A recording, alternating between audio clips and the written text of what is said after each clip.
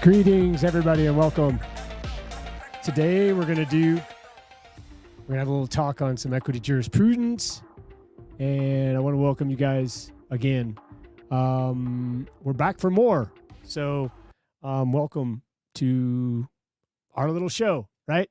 So today, I've got a couple things planned we're going to talk about, and one of them I'm going to really talk about, and I've kind of mentioned this before, but this is an interesting topic. It's a very interesting topic, especially if you have, if you have an interest in equity jurisprudence, and most people with the interest in the equity jurisprudence have also a conscience, because they can understand the discern, which means to understand the difference between what's right and what's wrong. Like when you do something, how you go about taking care of those steps. And when we go through schooling, we're taught a specific way to do things, and that method is a reliant method. Okay, it's a method where we rely on other people to do things for us. So in this podcast, what we're going to talk about is basically how equity will bring the truth to the surface on any sort of situation or matter. And it's no different under every single circumstance. People don't even know that this lane of equity exists that is parallel to what is currently seen or perceived as the law, but it does things outside of the scope of what like the regular law can do. And the regular law is just something that someone reads and they say, oh, well, this is the rules here, and this is what's happened, and those are the two things. So before we get started, I want to give you guys just a disclosure, and here it goes. The following program contains mature content and is the truth.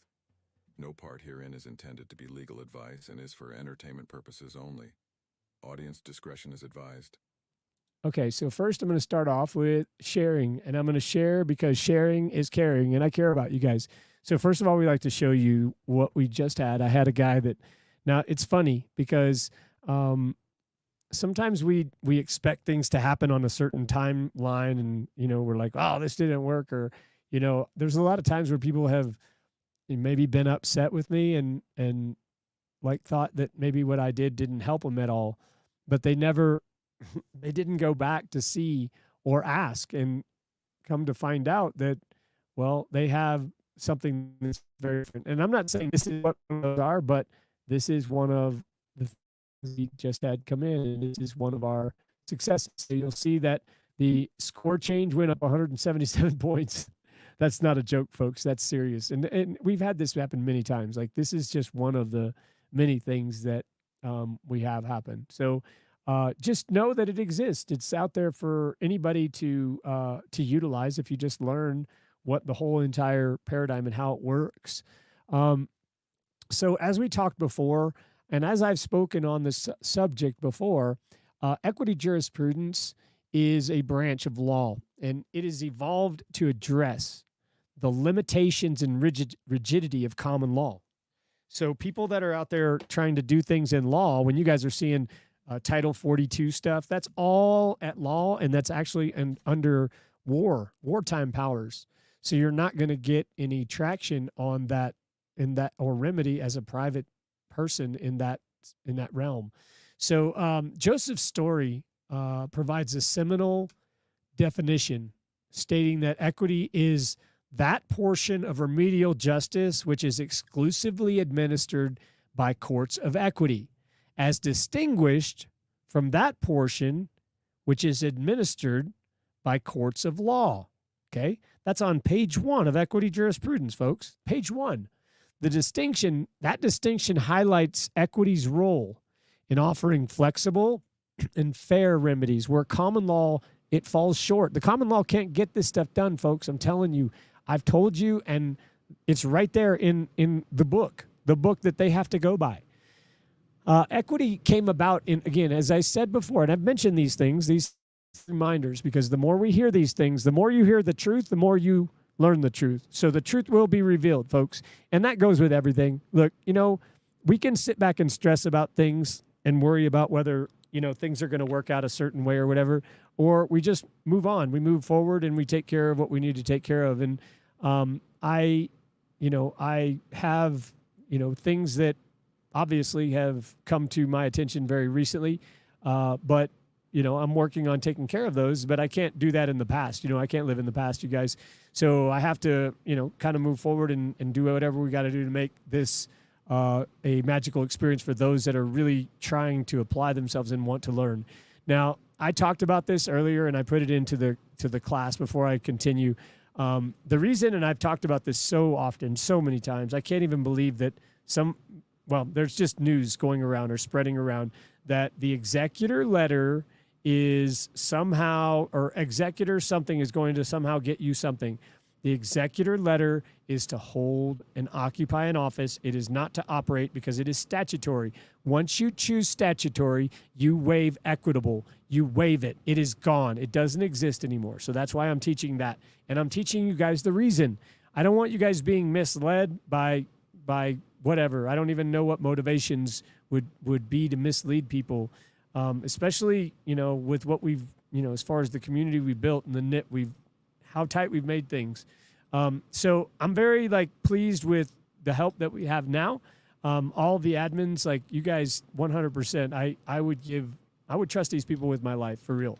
So, I expect that you guys can trust them as well. If you have any issues, I don't think we have any of what we have now. There's nobody struggling with the same things that people struggle with before. So, all good. I welcome you guys to all come. And I just want you to be, aware that this bothers me that, someone goes and says negative things about someone else to change people's minds about the way that they feel about something because they don't understand it and they want other people to believe them. And so when that is said, all of my heart, I promise, my heart's over here going down this narrow path. I got to keep these people straight up and on the narrow path. And then I got people scheming in the background to do other things with other things using the same people that I brought. It doesn't make any sense, and I can never make sense of that. I just can't.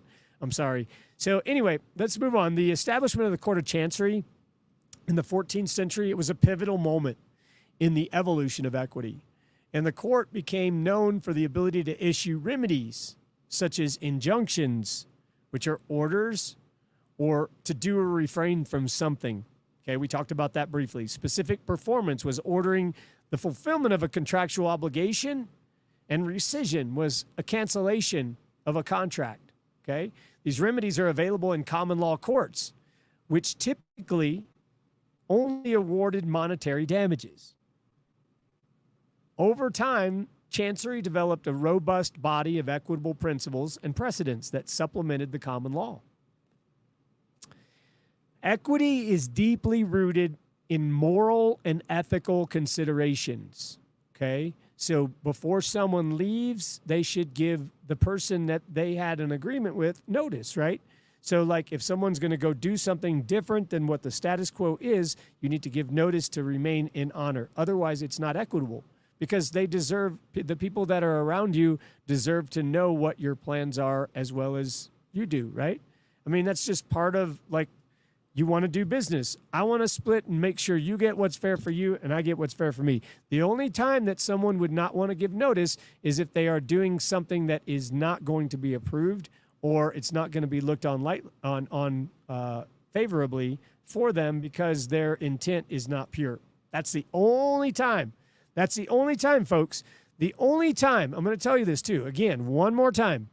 The only time somebody will not put something in writing is if their intent is to do something deceptive, because there is no reason in any day and age why somebody shouldn't, if they are willing to put you through the torture and the trouble, then they should be willing to put their name on it, okay? Period. That's what it is, okay? So we're going to talk about moral and conscientious foundations of equity, the principles. Equity is rooted in moral and ethical consideration. So when you're doing a contract with somebody, it isn't always the contract that, the contract the contract has part of the consideration in it, okay? Or it has the consideration in it, but it's not part of the consideration is, let me just say it like this. Have you ever gone and found somebody that you didn't want to do business with? You thought, Oh my gosh, this is chaotic. I've learned in my life, because when I was younger, I used to say, well, I want this no matter what. And I would do business with somebody no matter what the cost. Well, sometimes it was the cost of dealing with somebody that was bad in business. Like they couldn't handle their affairs. And, they were doing things behind in the background. And like, they were doing like, say, for example, I don't know, say you guys start up a company. Okay. Say you start up a company and you start up with a partner. You have a partner that's in the company with you. And you say, hey, partner, yeah, I'm going to go on vacation. And you go on vacation, you come back, and the partner went and made another arrangement with all of your all the stuff that you guys created together and didn't tell you about it. And then people started not talking to you and you didn't know why. So that's part of what the equitable and moral conscience is, giving notice on something like that. Like if you're going to do that, again, you got to split. It's to say, hey, what you created is yours. What I created is mine. And the whole idea behind it is abundance, folks. It's abundance. It's that we have so much, or at least your belief system, we have so much out there in abundance that we can go and make more because that's what God gave us. That's what our Creator gave us. Our Creator gave us this right here so we could go and invest in things out there, okay? And investing means spending your time because time is all you have. That's it. That's all. You're given a certain amount of time to be here, and then it ends, and that's it. And you don't know when it is. It's not, you have something to do here, and you need to go do it. But we're taught that you need to go chase that thing. And that thing is not equitable. That thing is owned by a company. And it's actually a company's vision that a company has put in your head. Okay? So let me just give an example. And I hope that I'm not touching on anybody's like sensitive subject or topic of profession. But let's just say, and I can do this because, I can exemplify this simply because this is what I watched in my family. I watched my father, who to me is a hero. He will always be a hero. My dad is always going to be a hero to me, but he was a helicopter pilot in Vietnam. He flew in the Ia Drang Valley. He was a recipient of the Silver Star in 2010. Many people don't know this about my dad or about me, but he's in, there is an article, actually, I can show you guys. I've never done this before, but let me go find it.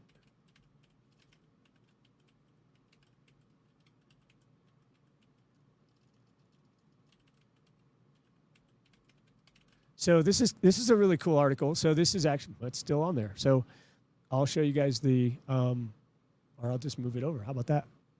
Now you guys can see it. I'll put it up there.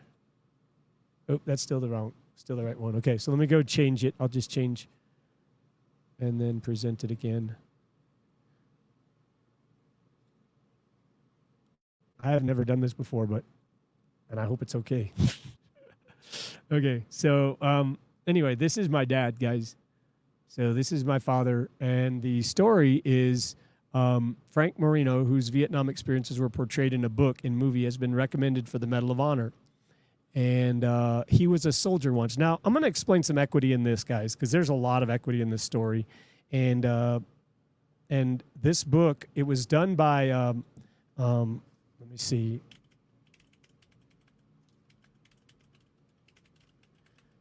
So let me explain a little bit about this. This is this one right here. This is the book. Okay, so we were soldiers once and young, and it is about Hal Moore. So General Hal Moore and Joseph Galloway was the photographer that was hired back in that time to go and do a report on this, and he wrote a recommendation letter for my father and 4 other people to be recommended for the Medal of Honor. It's very political, folks. It's very political because here it gets into politics right now, and not only is it about a Mexican. My father is a Mexican man, and now it becomes about a Mexican and a Puerto Rican guy or a Cuban guy who didn't get it. So the only 2 were not. Well, I'm going to say just white skin, 100% white skinned, European. That's all it is. It comes down to that. What they did is in 1991, they came out with a new amendment because my father was rejected for the Medal of Honor, had the same letter, flew in the same helicopter with Tutal, and didn't receive the same medal. So he got a lesser medal. Well, I'm not going to say why. I think you guys can read why. But the fact of the matter is, under things that we perceive to be real, he was led by the ego to go and chase this dream of his, which was to go and be a hero, right? To go and be a hero of a helicopter and to save people from bad people. And it was all created. It was all made up and created for that. So he was a soldier once. It talks about he retired a major. He grew up. He's in Glendale. That's where we lived. I lived there for many years in Arizona.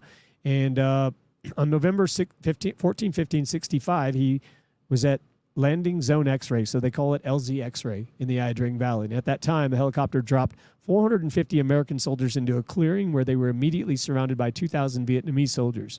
The ensuing battle became the subject of the book We Were Soldiers Once by General Hal Moore and Joseph Galloway. Marino said the only recognition he received was an entry in the chapter notes in the back where mention is made of the original recommendations for the crew. That's a true story, folks. You can go look in the book, and his name is mentioned in the back as Marino, but nowhere else is he mentioned in anywhere.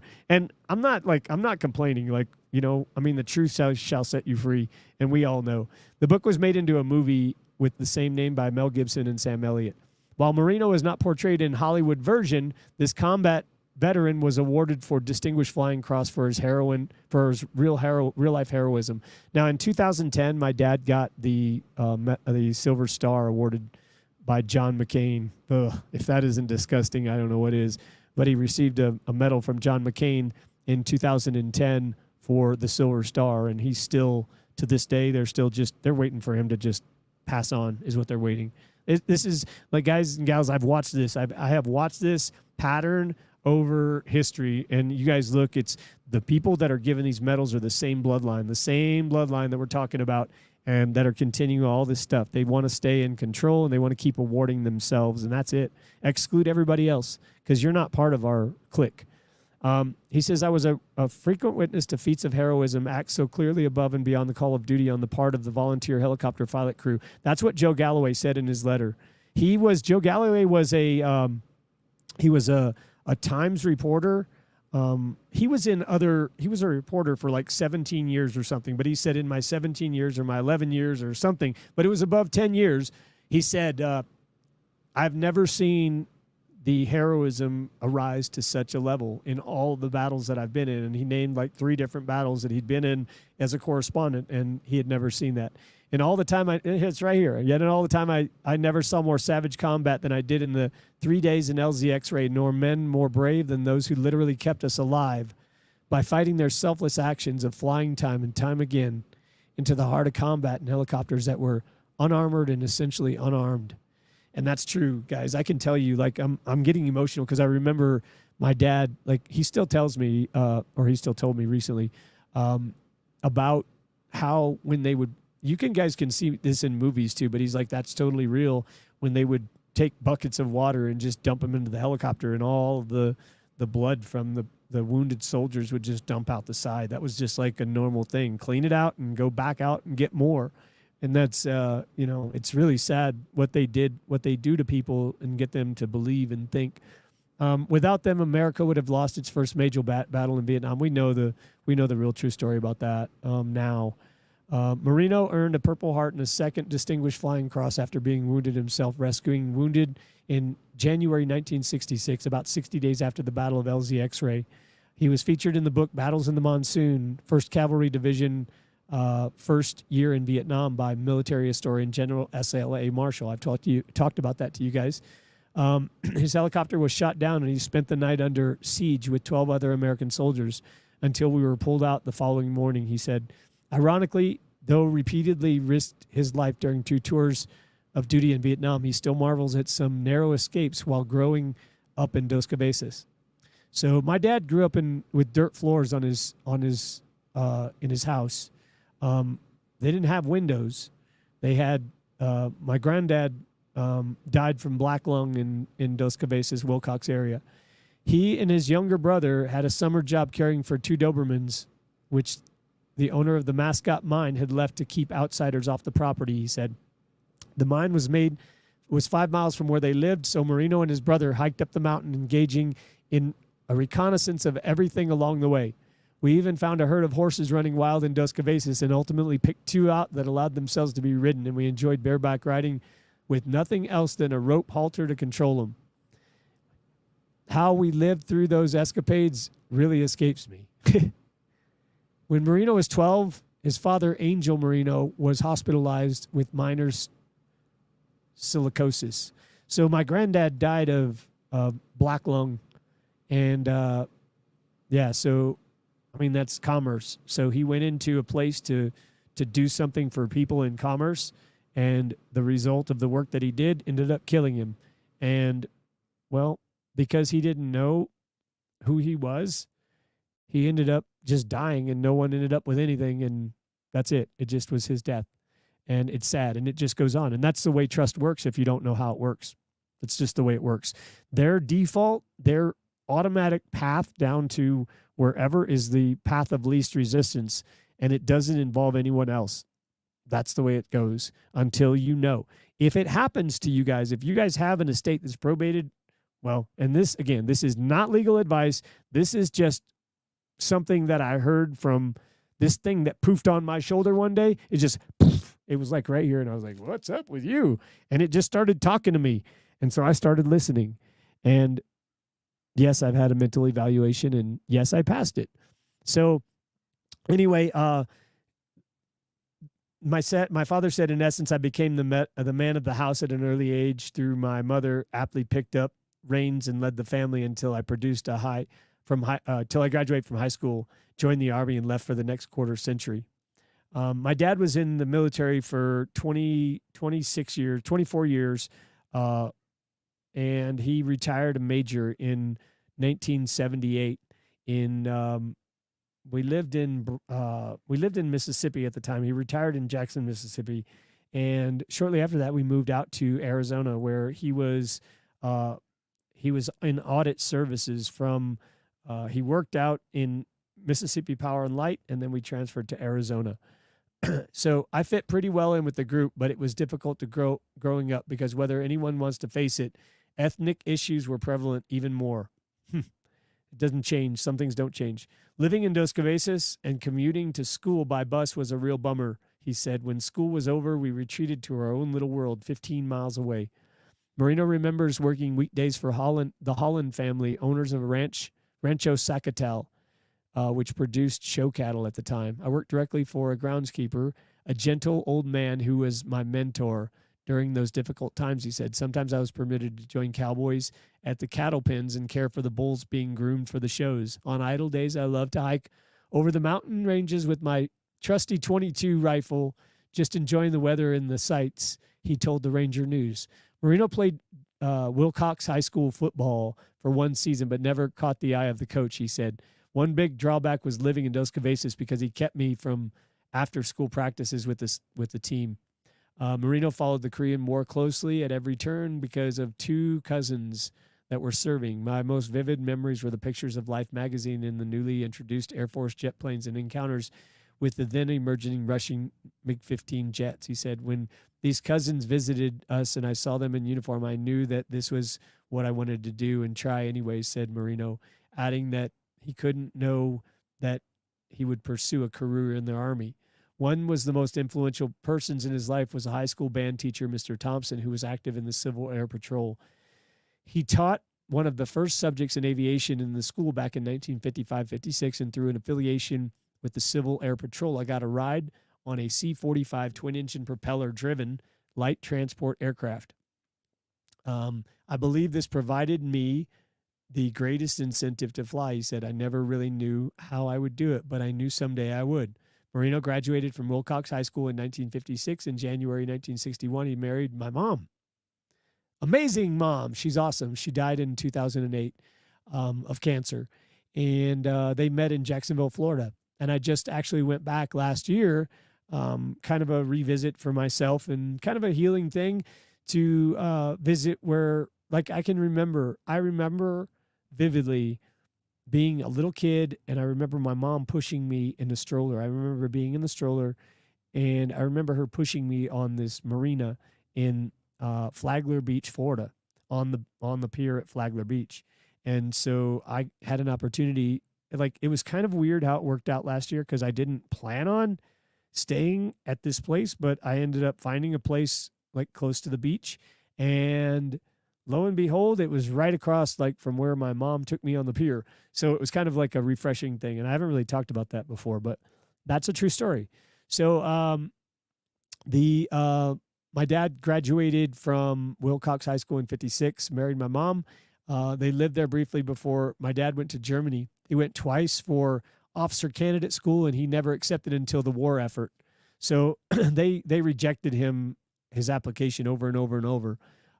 Vietnam expanded, and the Army sought out aviation candidates to fly the new helicopters, said my dad. And I had my application in first. He returned to Germany to report Fort Walters, Texas, on the day after his father's funeral in 1963. He graduated from helicopter flight school in April 1964, the 11th Air Assault in Fort Benning, Georgia, where he trained for 18 months before going to Vietnam. In '66, he received the Battlefield Commission and second lieutenant in armor. From there, his career took off in a whirlwind as an aviator in some of the most exciting adventures he could have imagined. His wife, my mom, accompanied him overseas on many assignments. I believe that you can give her as much credit for success I had in the military, as she was my support base and a loving mother who kept the home front going. Marino told the Range News. They were married for 47 years before passing in March 2008, leaving behind 4 grown children, three girls and 1 boy. Marino retired in Jackson, Mississippi in '81 after serving 4 years as an advisor in the Mississippi National Guard. In '85, he returned to Arizona, working in the Palo Verde Nuclear Power Station. He's now a real estate consultant. So I'm getting all emotional. But let me explain. So I went into real estate in 2010, 2010, or I think it was 2007. 2007, I went to no, I take that back. Let's go back. I went to real estate school in 1997. I was in that till 2009.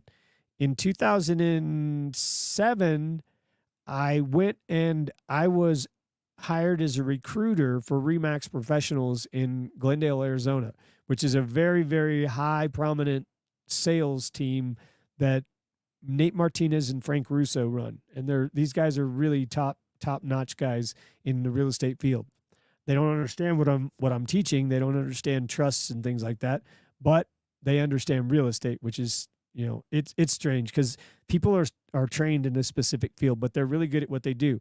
As a recruiter, I recruited my father from real estate. I had brought him into the real estate field, and I actually got him into the same business I was in, working for the same company. And then when I progressed over to this other company, I moved him over there. So he went from a place where he was splitting his fees 50-50 to a place where he was paying to stay there, but it was it was the top of the line. Remax is the top of the line professionals that are out there in the real estate field. So they're trained in what they know, but they don't know what I'm teaching. Okay. So I'm telling you guys, like, there's no money. So you can't pay anybody anything. Okay. You can, but you just need to stick to your guns and learn what I'm teaching you. Okay. So my dad went back to a Marty Robbins weekend. The museum was a large part of Glendale for a long time. Added that he was, so they had a place called the Museum in Glendale. My dad used to always go there and watch these people play live. They play live music. So that's the link. I'll take the link and put that in for you guys so you can see it. I'll put it in the chat window. Let's see.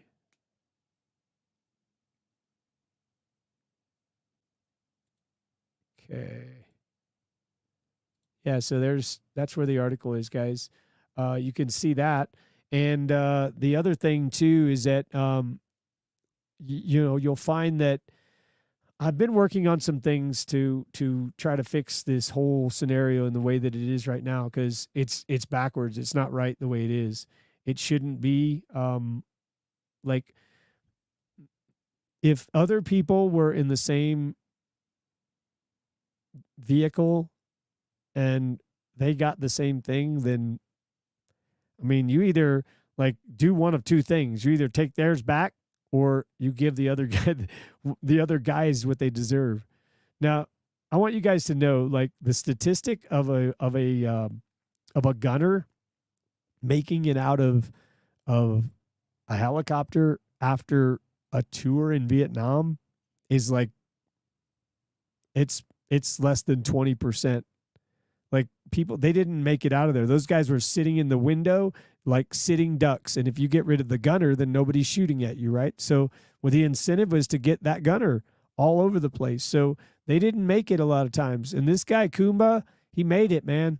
This guy Kumba is like, I mean, I don't know I don't even know if the guy's alive anymore. But he was in Puerto Rico, and he was a guy that like did exactly the same thing. And let me tell you something. I know for a fact that this man had medical problems, and a lot of it were the result of when he served, when he did this time in there. And like part of the stuff that he gave up his body for, nobody was there to help him. And he's in another country now, like well, I mean, you know what I mean? It's like you can't turn your back on people. You can't turn your back on your people.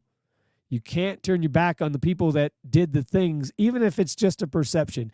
Even if you're up there putting a show on for the other people, you can't turn your back on the people that go out there and stick their nose out every single day and watch other people that they're around that they begin to care about just die off like flies. And you know, the incentive.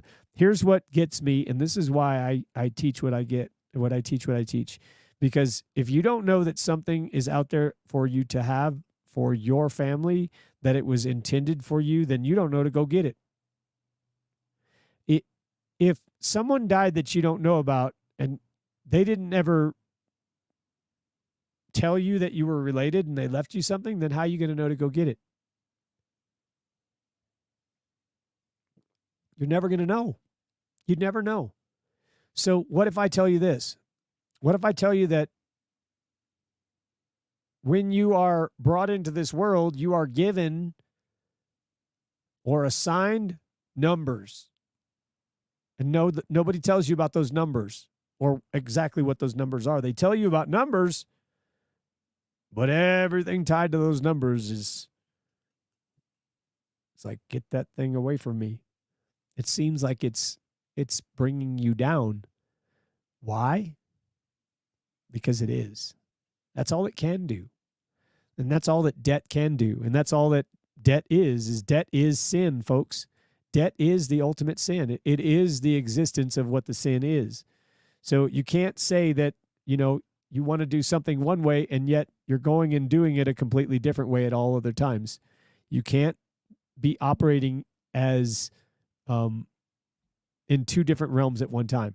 Okay, it just doesn't work. It's like operating in public and private.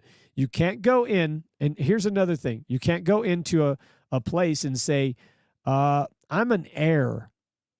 Okay, you can't go into some place and say, I'm an heir of this estate, and then in the same time say, you got my executor letter, right? Because what you guys have to know is that executor is a statutory word. It's not an equitable word. It's statutory. It was made up as their company laws.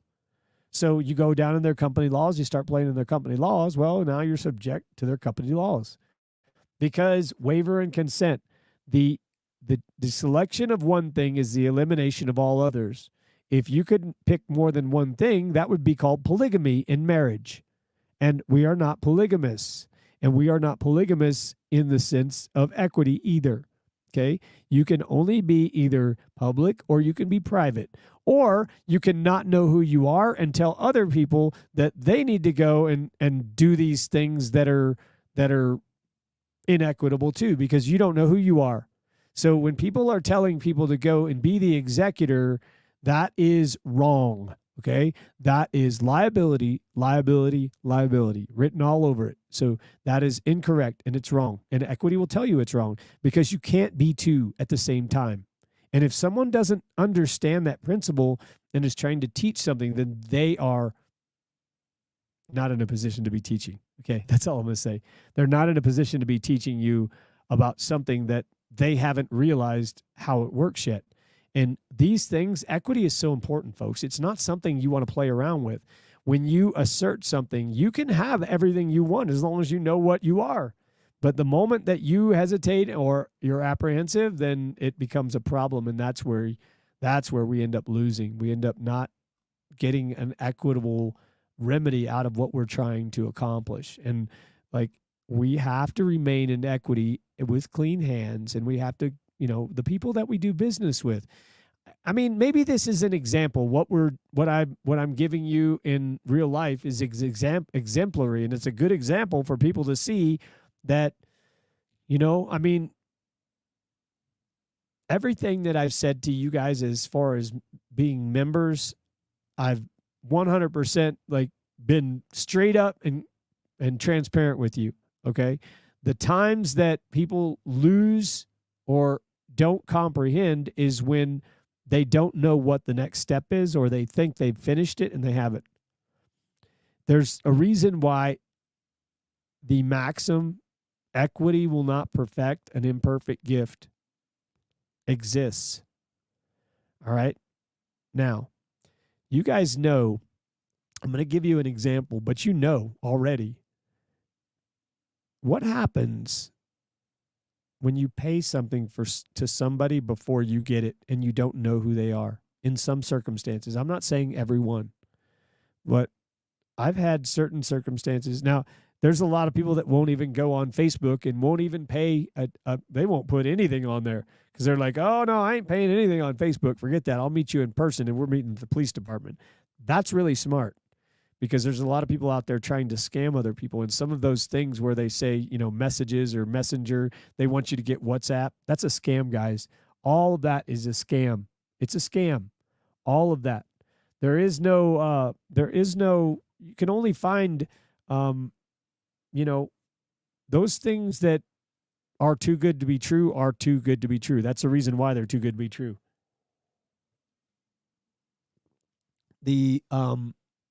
There is no shortcut to equity, folks. You guys aren't just doing things to spin your wheels, I promise you. The things that you've done are your record, but you've taken it only so far in law, and now you're ready to take that into equity. But if you don't know how to do that, then you need to get with us, and you need to talk with the admins and find out what we can do to help you get to that point. Because it's okay to be frustrated as long as you don't spend time in your frustration, as long as you don't hang out there and make your frustration a part of your bad energy. If you have any bad energy, hopefully you don't have any, because, a long time ago, guys and gals, I used to spend time, and I just think, I don't even know how I lived with myself back then. Seriously, the things that I thought of, like, this world is dreadful, I'm never going to get out of this. That was my thought. Like, I can't even say that stuff anymore, because it's just like, it's bad. To me, it's like nails on a chalkboard now. But when you learn that your thoughts are what keep you in line with everything that happens in your life, and how we get off onto things that are not positive and not equitable, are we begin thinking about alternative ways that are outside of equitable means. In other words, outside of the realm of the conscious fairness. When you say, no, I wouldn't want to do that because I feel bad, but you start exploring outside of that line once, you feel desperate. And we don't make rational decisions when we do that. So that's why it's inequitable to, you want to think about what you're doing before you do it. That's why I always, seriously, guys, sometimes I'll take a couple of days before I respond to some things. I'm not being disrespectful. In fact, it's just 100%, 180 degrees the opposite direction. It is being 100% respectful, because if I just respond, it will be emotional, and that won't be a fair response, because sometimes what I feel at that moment may be like being upset or maybe I'm even laughing at whatever it is, and I don't want to come across as not being serious either. So it's just better sometimes that we wait. And that's equitable. And you know what? Sometimes I've found out that when I am equitable, many people can't be equitable at the same time. And what I mean by that is my silence is never telling them that I don't want to be a part of what they've got going on. My silence is always telling them that, of course, I want to be a part of what you've got going on, but I don't want to do it the way that you're doing it if it's inequitable, if it's going to be harming anyone. And everything I've ever done is always geared around, okay, how can I help the mass of people without leaving people out, but not just, I can't give it to people because this is something that you get and you can lose. And if you don't know what you're doing, you lose it. You lose it all. And if no one is giving value up front in exchange for what I'm giving you, then it means nothing to anybody. And that's the reason why valuable consideration is even a thing in commerce, in real life, in barter and trading, in gold and silver, in the de jure anything, in the natural anything. You know, someone exchanges a talent for another talent, or someone exchanges a talent for something that already exists, or someone exchanges a talent for a promise to give a talent, or, you know, different things can be arranged in contracts, but we're not taught that stuff. We're taught a uniform set of contracts that go by a uniform set of rules that just all happen to be military jurisdiction. And that's unfortunate. So, let's move on. I want to get into this. We're going to talk about a couple of things here, but I want to. So, all right. So, the prohibition of undue influence and coercion is rooted in ethical principle of autonomy. Philosophers like Immanuel Kant emphasize the importance of respecting individuals' autonomy and free will. Equity ensures that agreements and decisions are made voluntarily without manipulation, reflecting this ethical principle. In the case of Briggs versus Day, which is an 1885 case, the court emphasized the importance of avoiding undue influence in legal agreements. If somebody's saying, hey, if you don't sign this, I'm going to cut off your pinky, that's undue influence, okay? That's not okay. The decision is reinforced that the principle that agreements must be made freely and fairly. When someone's holding up gardening snips to your pinkies, that's not freely and fairly. When they're saying, hey, sign this or I'm taking your pinky with me, that is not freely and fairly, okay? Just so we are on the same page. Okay, so let's see here. Moving forward, in personal and professional relationships, we should all ensure that agreements and decisions are made without pressure or manipulation and respect the autonomy and free will of others.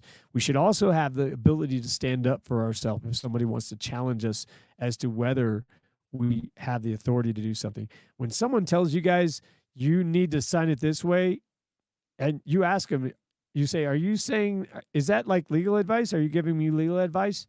Because this is actually money. So are you telling me how to spend my money? You could ask them that too. Are you telling me how to spend my money? You guys could do that. They'd probably be like set back. I assure you, they'd probably be like, whoa, she just said that, or he just said that. So definitely. So in your relationships, respect the autonomy and free will of others, and strive to create an environment where decisions are made voluntarily with uniform consent. Principle particularly relevant in contractual negotiations and in interpersonal relationships where you have fairness and respect, and those things are essential to making trust happen, okay? So we have to maintain fair play and justice. In the principle and fair play of justice is central to many ethical theories, including utilitarianism and deontological ethics. Philosophers like John Stuart Mill and Immanuel Kant emphasize the importance of treating others fairly and ensuring just outcomes. Equity embodies this principle by promoting fairness and equality in all designs. And we talked about Keach and Stanford, and I'm going to give you another one here. So in Everett versus Williams in 1725, a court emphasized the importance of transparency and honesty in legal dealings. The plaintiffs had engaged in a fraudulent conduct, and the court held that such behavior violated equitable principles. The decision reinforced the importance of honesty and transparency in all dealings. You guys, when you're not being honest and you're not being transparent in your dealings, that is inequitable. It is fraudulent conduct, period. It says it like I'm reading it to you. Everett versus Williams in 1725. This is still applicable today. If your personal and professional life strive to maintain transparency and provide truthful information and avoid deceit, the principle is relevant in business and legal context where transparency and honesty are critical. And they're important if you want to have trust, period. You can't, how are you going to, if someone sees you go deceive someone else, how are you going to, how are they going to trust you? I can't be around people that I can see and witness someone else deceive them. I can't. I don't care. Like, there is no good intent behind deceiving anyone, especially if they didn't know. And it's the fact that they didn't know that makes it deceiving. You understand? So you guys, this is important when you're talking to your creditors too, because if you're not letting them know, then you're being deceitful as well. You see, that's the way that this works. It works all different ways. So to live a life in honor and good faith, one must embrace the principles of equity and a lifelong commitment. It's not just, I'm going to be equitable in this dealing and then the others, yeah, well, we'll work it out when we get to those. These principles serve as guidelines and framework for ethical conduct. They fostering trust, respect, and fairness in all interactions. By adhering to the maxims, you can navigate your complexities in life with integrity and compassion, and not being sneaky and like deceptive to people, contributing to more than just an equitable world. The principles of equity are your compass, guiding you towards a life of honor, integrity, and good faith. Embrace the timeless truths, and you'll find yourself on a path that not only enriches your own life, but also positively impacts those around you. And may you walk in a path with a spring in your step and a twinkle in your eye and a steadfast commitment to justice and fairness. And that is the presentation on that. So let's go over to, I'm going to show you guys something else too.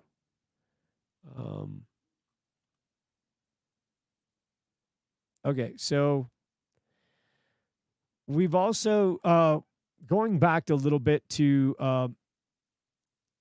we're going to talk about moral and conscientious foundations.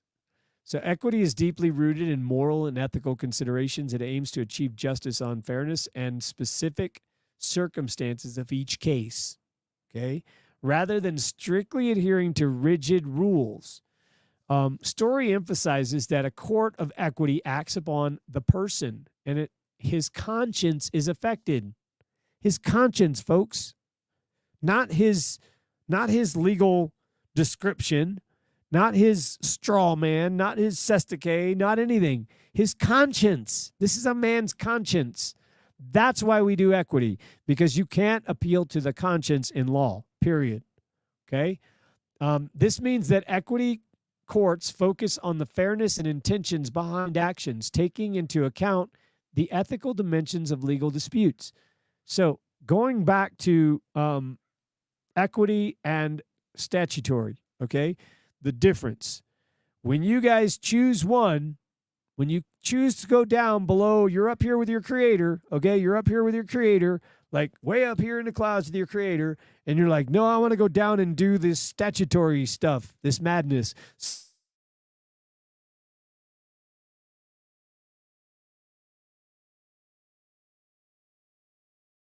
These other statutory positions exist down here. God is up here, folks, okay? God gave you an estate, did he not? Did he not? I mean, were you not brought into this world? You were brought into this world. If you were brought into this world, then you might be a member of our creator. Yes, you. And if you are, then you belong to that gang first. Okay? That's the ultimate gang to belong to. Over the years, we've had a really, really really, I mean, just over the years, I just watched this. Um, I watch how everything's transpired, but I grew up when I was a kid. I always thought the Pope was creepy, guys. I always did. And I always thought, what is there to love about that man? He like looks creepy to me. But I always had respect because I was told to have respect. I was told that this man was, he was closer to my creator than anyone I'd ever known. And I didn't know that, well, and I'm not trying to deter anyone's belief system because I don't want anyone to believe the way that I believe. But I'll tell you that my research and the knowledge has taught me that there was a creation of a scenario that was to be based upon salvation. Because if you don't believe that you are the ultimate power, then you are looking and relying on someone else to be ultimate power for you. And if you rely on that, even a hesitation in your thought process, you lose. You go from a sine wave to a sin. You drop the E. And the way you do that is by not knowing who you are, by losing contact with your creator, by losing the connection, that connection with your creator that you had that was severed by a lack of knowledge. It was a lack of knowledge. That's all it was, folks. You guys gave up something that you didn't even know because you didn't know that it existed to claim it. And I'm telling you right now that you have the ability to go and make the record to claim the things that are yours, that belong to the dirt underneath your feet. But the moment that you believe that you don't have that ability to do it in the way that I tell you as an heir of your creator, then you have to go search out other ways, executor letter, to go and be with God because you don't believe in yourself. You don't believe in yourself because you don't believe that you have the authority to do what you do. You think you have to go get a letter that was made up by another company and put their title at the top of it and say, see, now I'm part of your group and now I can tell you what to do. That's wrong. That's wrong because you don't even need a letter. You need a publication. Okay? That's the key. And that's where people lose track. They don't stay into this equity long enough. Folks, you know what? I told you guys before, like I literally went to prison and other people that are teaching this went to prison too. And that's how some of us learn this. But the people that are teaching what I'm teaching are teaching what they've learned from me up to this point.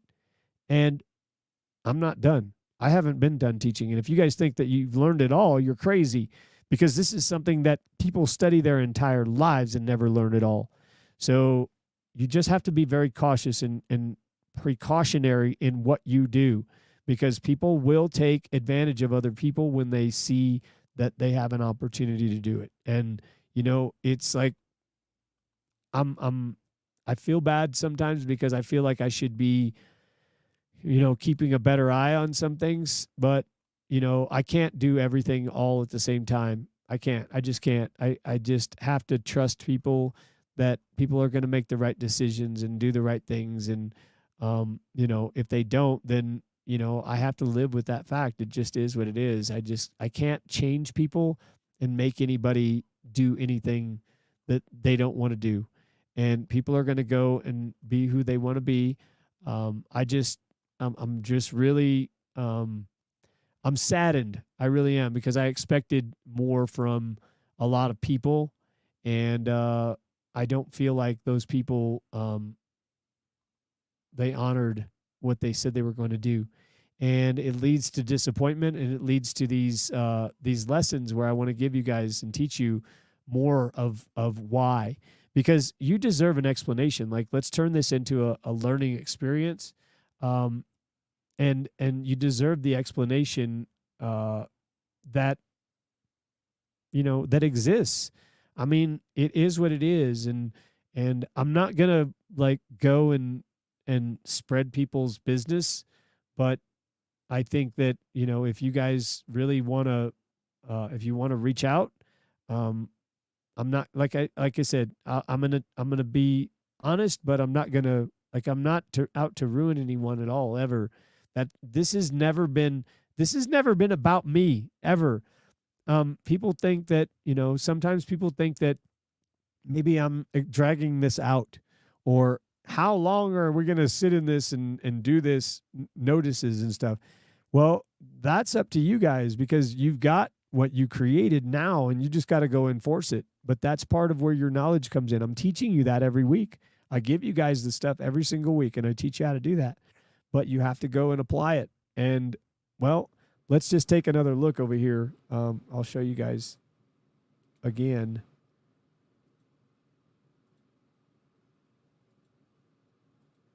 When someone does equity, this is what happens. You get this score that goes up. Okay, that's what happens when you do equity. Equity sees done that which ought to be done. All someone did was bring them a record that said, do this, and they did it. And it's a matter of knowing what you're doing, how to do it. It's not just, slapping something out there and saying, hey, I want to be a part of this, right? It's a matter of knowing the whole scenario behind what you're doing. It's behind knowing why something, if something doesn't work, why we deserve an explanation. Why doesn't it work? I want to tell you, but I don't know how to tell you until we have more information on, what is the equitable means, what is going on, what's happened up to this point. So I'm going to talk to you about one other thing that's a very interesting topic before we wrap this up. And this is just going to be quick. So today I was on a divine mission to uncover the ethereal connection between sin and sign, S-I-N and S-I-N-E. The journey to embark upon this weave through the realms of etymology, mathematics, and a dash of theology, all while keeping things delightfully humorous and scholarly. So the theory that sin is sign without the E could have roots in playful exploration of etymology. The word sin in Old English is derived from the Germanic root sund, signifies an offense against divine law, while sign, S-I-N-E, comes from Latin sinus, meaning bay or fold, found its place in trigonometry by Arabic translations of Greek mathematical texts. By stripping sign of its final E, we whimsically transform a mathematical term into a moral failing, perhaps suggesting that removing a bit of formality, the E, from our structured lives heads us to transgression. After all, who needs precision in morality when one can sin with impunity? Let's indulge in a bit of mathematical mischief in trigonometry. The sine function relates to angles and right-angled triangles. Some might jest that if you take the sine, sin, out of mathematics, subtract the E, and you are left with a basic error, a moral or logical misstep.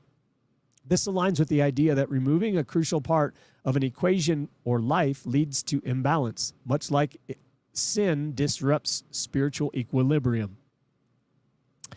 In theological discourse, sin represents a deviation from divine law. One might humorously propose that by removing the E, a symbol of eternal or essential sin represents humanity's attempt to cut corners in spirituality, ignoring the eternal aspect of our actions. Therefore, sin without the E becomes a shorthand for our perennial struggle with moral shortcuts.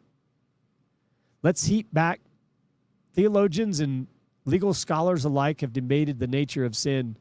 Thomas Aquinas, for instance, described sin as a deviation from reason and divine law in Summa Theologica, 1 and 2, Q71, Article 6. If we whimsically subtract the E, perhaps symbolizing eternal law, we are left with sin, a deviation still, but now deprived of its divine context. Much like a law without order becomes anarchy. So, concluding this, and on this note, we have 1 John chapter 3, verse 4. Whoever so committeth sin transgresseth also the law, for sin is the transgression of the law. So sin is the removal of the E to where you are no longer sending out sine waves of your own you're under someone else's sin waves. So with that, I want you guys to have an amazing day. I send you much, much love and energy. I appreciate all you guys. And if you have questions, concerns, just reach out to me or JC. You can get us on the website, or you can find us on Telegram. And we have a Facebook page. And yeah, www.lonewolfpack.net. You guys have an amazing day. I send you much love and energy, and I yield.